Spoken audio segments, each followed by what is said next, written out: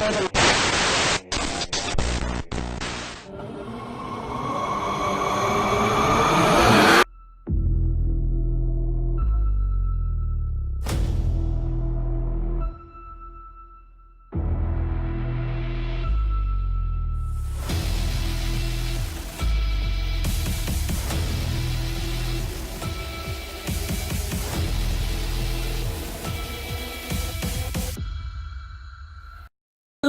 and gentlemen, welcome to the most must-see YouTube channel. Welcome to Heels and Faces! Heels and Faces. The boys are back. The boys are back. But before we actually jump into it, we'd like to personally, for the people, give the people's apology. Take out the note. But definitely, we apologize for our absence. Hey man, you know, life swerves here and there, but definitely the boys. Hey man, it's real out here. But the boys are back, man. We back to dominate. Back to dominate. Men of the hour. But we're here, and there's been so much happening in the wrestling world itself. And my man Falsetto will jump into the latest. Of course, the wrestling world is shook right now because we have a new dog in town. AEW, AEW, AEW. All Elite Wrestling has made a huge impact. Of course, they had their first pay-per-view, took place on the 25th of May. Happened at the MGM Grand Arena in Las Vegas. Casino Royale vibes. Double or nothing. Hey, it was proper. I mean, the buzz has been all about them. What are the Young Bucks going to do? What is Cody Rhodes going to do? And I have to admit, I watched the whole pay-per-view and they killed it. They delivered. Oh my gosh. Man. The hits that were there, I'm telling you now, dude. Yeah. That if you actually do compare with WWE, it's like, what are we actually watching, really? You know, got nothing but love for WWE, but guys, the new boys in town. The level. Yo, the booking, the matches, it was absolutely incredible. One of the highlights for me has to be Cody Rhodes versus Dustin Rhodes. Those two, Stardust versus Goldust, basically, but with so much more emotion. Oh my gosh, it was such a brutal match. And what killed me for me as well was the fans, the reaction of the fans. They were just all so invested into it. And you just didn't actually know who is going to win. Like, it was absolutely amazing. We had a killer tag team match from the Young Bucks versus the Lucha Brothers. Some insane spots there. Young Bucks, of course, they took the win there. And then the main event, Kenny Omega versus the Alpha, Chris Jericho. Oh. I really enjoyed the entrance of Chris Jericho showing his evolution. Right. Yeah, you were gonna say? But I was actually gonna get to the end of it, but like, you know, we can go to the end of it though. Oh, man, guess who was on AEW? Yo. John Moxley. We know him as Dean Ambrose, but John Moxley. And he also had such an ominous message for WWE after the show itself. I didn't check that actually. What did he say? WWE beware, man. He says, I am here. This is a paradigm shift in the wrestling world. He is here to defend AEW and those who stand against AEW. The battle lines have been drawn. So, but I think for me, this is a great time to be a wrestling fan because now I think WWE did need some competition and hopefully this will make them step them up even more. And then we got to check out this week's Raw and SmackDown. Everyone was interested to see exactly what are they going to do in defense. What do you think? I mean, you know, clearly AEW was hot. Yeah. Without a doubt. Overall for Raw and SmackDown, lukewarm at best, to be honest with you. I think so as well. I would say they didn't exactly shock us. They weren't bad, but at the same time there was nothing really memorable, I would say. Exactly. But what do you think of the whole Beast Box? Brock Lesnar, Mr. Money in the Bank. First of all, that was never supposed to happen at all. Because Brock, the Money in the Bank contract is supposed to be like a new guy who can actually just cement his legacy. Yeah. Brock doesn't need the title for anything. Brock comes in, destroys, leaves. And that's what we actually wanted. We wanted someone else as the Money in the Bank contract holder. Yeah. Oh well. Beast Box. He's been keeping us in suspense now for 2 weeks, so we'll have to see what he's gonna do. He's actually pulling an Enzo Amore. Enzo Amore. Oh, Enzo Amore.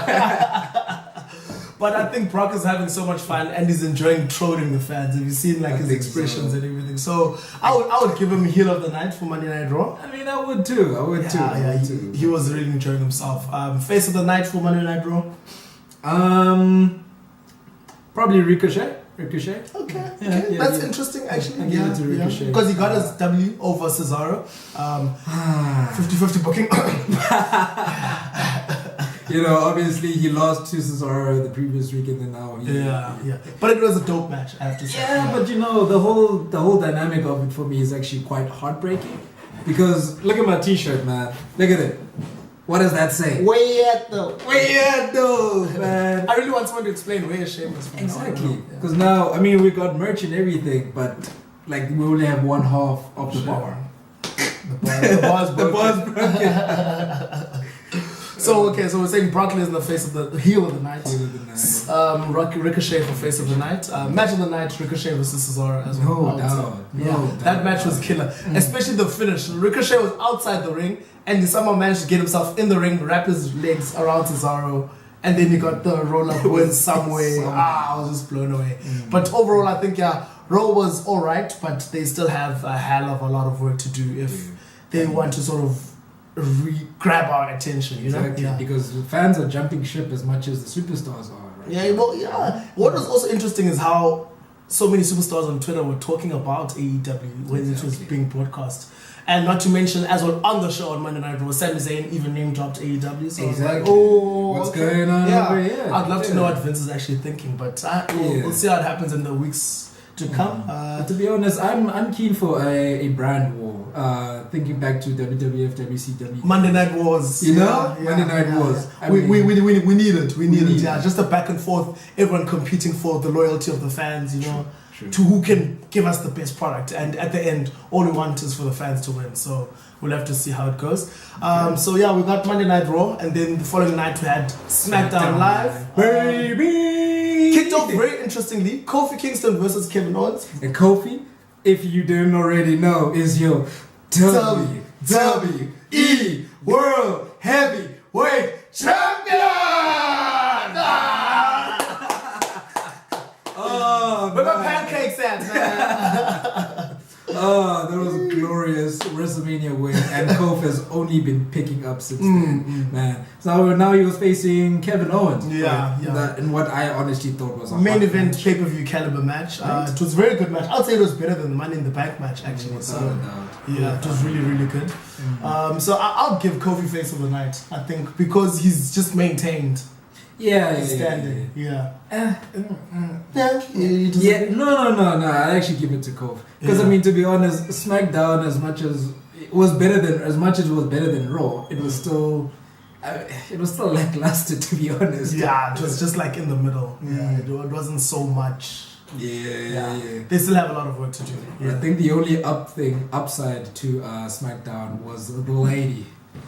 What's her name? Lacey Evans.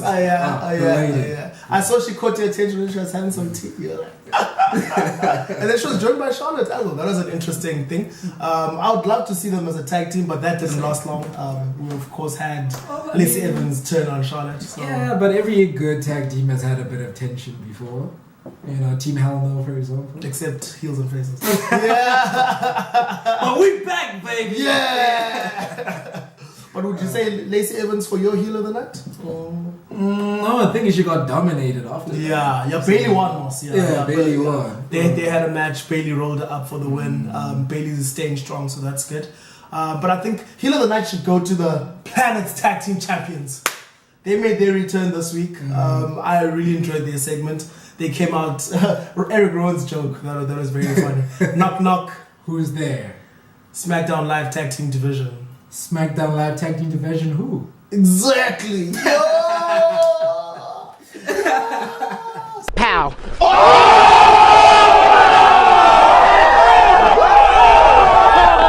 Sorry not to hit there. But that was quite interesting actually. They're calling out the SmackDown Tag Team Division. Right. They're like, Nippy, you guys don't exist. Where y'all at? So we actually do want to see these guys have some competition, man, you know. So Exactly. then we had our boys, the Heaven Machinery, Stakes and Weights, Otis Dozovic. He was gyrating and vibrating. I think we named him Wiggles. The Wiggles. He came through. So it's good to see them. They got some mic time. Yeah. They wanted to face the Planet's champions. Planet's champions, they not ran away actually. They were just like, we're not going to fight you tonight. It was probably a setup for Super Showdown or something. I doubt it though, because Daniel Bryan's he's not about that Saudi Arabia life. So that's why I was actually surprised to see him, because I thought maybe after losing at Money in the Bank to the Usos, they would stay quiet until after the Saudi show. But I think maybe they're just gonna have a little bit of a build, and then we'll see what happens. But face of the night, Kofi. We're saying heel of the night, the Planet's champions. Match of the night. Kofi versus KO. Kofi versus KO. I also agree. First match, that was the highlight, and then all the other matches were like pretty mediocre afterwards. But it was a decent SmackDown. It was. I mean, we're not hating or anything, but it's just, we've seen better SmackDowns, better Raws. But it's going to be interesting to see what they do next week, because of course it will be the last build up before Super Showdown, taking place in Jeddah. Do you see they haven't been mentioning where it's happening? We know where it is, though. Yeah, we know. So to be honest, I'm not so keen for the pay-per-view, but as a sucker for WWE, I will be watching. I'm sure we'll be watching together as well. Maybe we should have a viewing party. I don't know. It's a Friday. You know, the best thing about the Saudi shows is that we get to watch them in proper SA time. Exactly. We don't have to wake up early in the morning. So 3 a.m. for like an 8-hour show. Yeah. So it'll be interesting to see what happens. Of course, the card. It's filled with legends. I was actually thinking to myself, they should have just branded the whole pay-per-view just as a legends thing. Then I would feel better. Yeah, but I mean, obviously going into Super Showdown, there are some matches that we're like, maybe if it happened 10 years ago, it would be lit. Yeah. I mean, Goldberg versus Undertaker, 10 years too late, to be honest. Yeah, exactly. Randy Orton versus Triple H, we've seen it 10 years ago. It was hot then. I don't know if it's really hot now. And all these video packages as well. Of them trying to revive the rivalry that's already been ended. I don't know about that. But I am keen for Almas versus Finn Balor. The demon. Yeah. That's gonna. Of which we forgot to actually mention. Hey, that man, Andrade, is actually getting much better on the mic, right? Yeah, he's learning his English there. Of course, he's got Charlotte as well on the side there. That's right.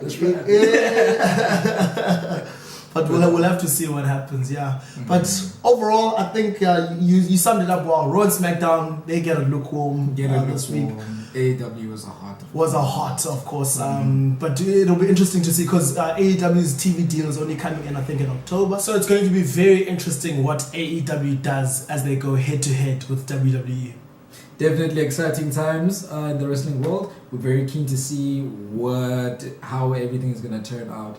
Well, that's the end of the video. We're doing it again, bruh. We're back, baby. So do like, share, subscribe, comment. Tell us what you're thinking.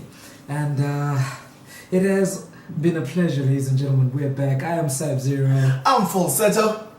We'll see you in the next one. Bam!